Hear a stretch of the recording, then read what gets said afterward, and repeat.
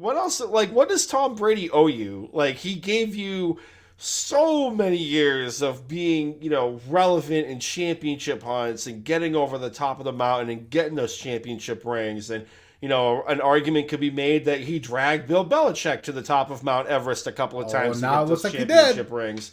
And, you look at this, and the biggest takeaway that you have as a fan base is feeling slighted on Instagram, and the amount of calls, not in just 98.5, not just in the WEEI, but just like Boston fans messaging me crying about the slight that they felt from not being mentioned in an Instagram post.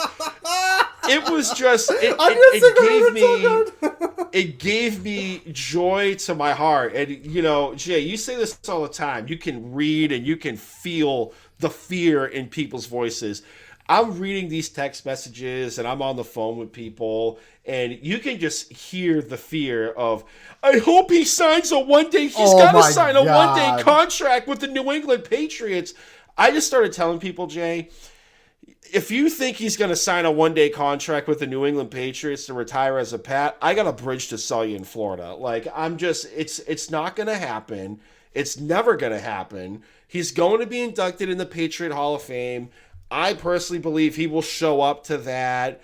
But I feel like, and Jay, we talked about this offline, I feel like the Pats fans should get used to the idea that Tom Brady's relationship is going to be a little bit more towards Tampa Bay compared to New England, a la what Peyton Manning's relationship is with the Denver Broncos compared to the Indianapolis Colts. Because, there's rumblings right now. The Broncos are up for sale as of 1 o'clock Eastern time today. And for a long time, Peyton Manning was rumored as the potential buyer of that team. Like, Jim Irsay's not offering him shares in that team. He showed up for a statue of Peyton Manning in front of Lucas Oil Stadium. But that's it. I think, Jay, you pointed this out, and correct me if I'm wrong, when Peyton got inducted into the Hall of Fame, or he did one of his speeches, it was at Mile High. Yep. Mm-hmm. So, Patriot fans better get used to that idea that he, being Brady, may have a better relationship moving forward with the Glazer family and with Jason Light and management involved with Tampa Bay, and he's going to be more involved in the Tampa Bay community compared to Foxborough and New England and the Boston area.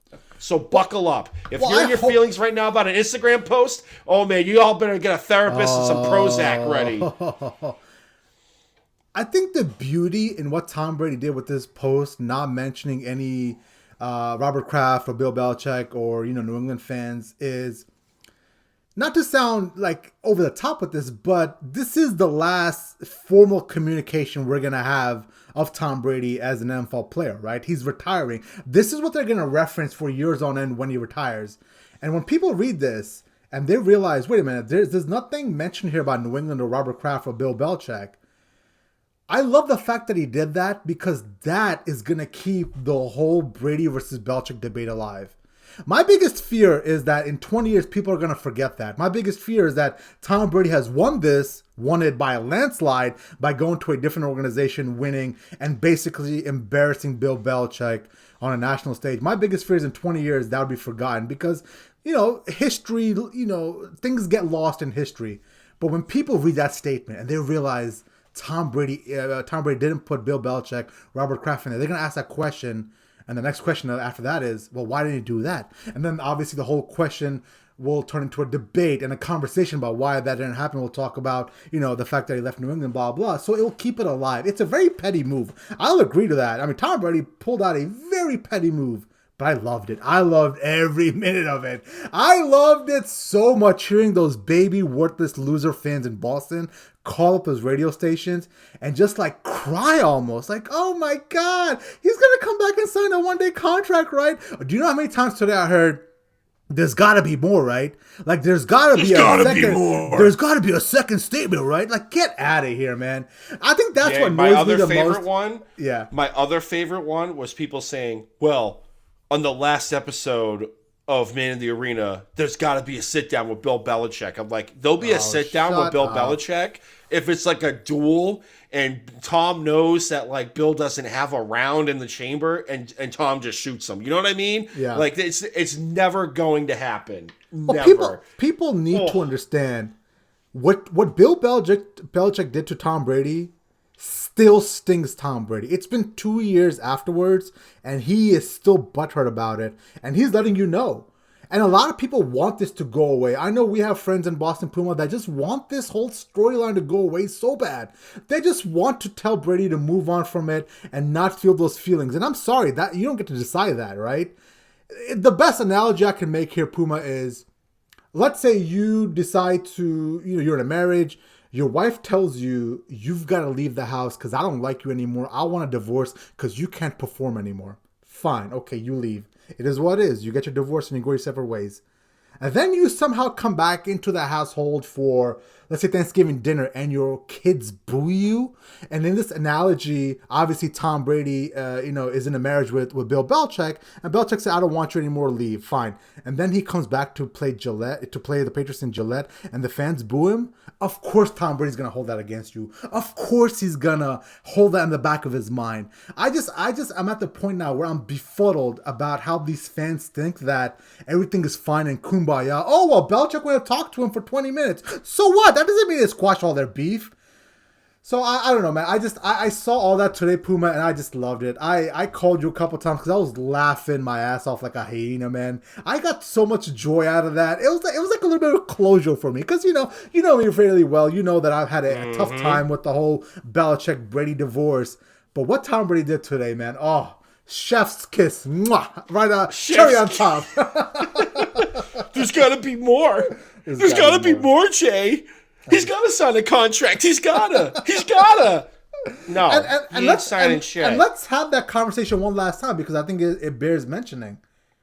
Tom Brady is winning the divorce. Tom Brady is embarrassing Bill Belichick. Talk about it. Tom Brady left New England in a pandemic, went to a 7-9 team that was the one of the most loser franchises in the history worst of winning sports. Percentage in history of professional sports. He took that team to the Super Bowl in year one with a torn MCL, won the Super Bowl and Super Bowl MVP.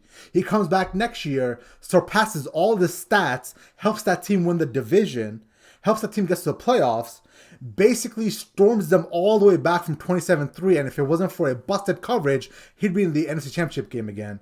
He right now is embarrassing Bill Belichick. Bill Belichick's record right now without Tom Brady, we love to always bring this up. It's, what was it again, Puma? I think I texted you earlier today. 71 wins and 80 losses. And he's getting blown off the field by the Buffalo Bills. He's getting embarrassed in the playoff by the Buffalo Bills. All I'm saying is, and obviously there's more coming out. And I've always said that I think the game's passing Bill Belichick by. But now you're starting to see that he's mixing up Brian Flores and Brian Daboll in a text message like an old senile man. We've got to start questioning just how smart is this dude, right? For sure. But, for those of you that don't think Bill has anything to prove, well, the rest of the NFL landscape, not just New England Patriot fans, but the NFL in its totality, they're keeping score, and it's 1 Brady and it's 0 Bill. So unless Bill can get McCorkle Jones to, not cry on the sideline and, drag him to the top of Mount Everest for a playoff champion, a playoff win and a Super Bowl win as well too. Everyone's going to be keeping score, and everyone knows who's the leader in the clubhouse right now. Oh, Brady's leading it by a wide margin. By a wide margin. I mean, I don't see Bill Belichick winning a Super Bowl anytime soon because, let's be real, McCorkle Jones, he's a noodle-arm quarterback that isn't mentally tough enough to play in the NFL, to put it lightly. I can say a lot more about him, but that's where I'm going to leave it at. And I think at this moment, I think what today, Bill Belichick had a sigh of relief when he saw the retirement news come over his ticker because right now it's only 1 Super Bowl. Imagine if Tom Brady somehow won a second one next year. Like, could you imagine 2 Super Bowls? There's no way Brady would have caught that. Belichick would have caught up to 2 Super Bowls. Well, Jay, you teased a sigh of relief, and then he saw the class action lawsuit in his text message. I don't know about a sigh of relief anymore.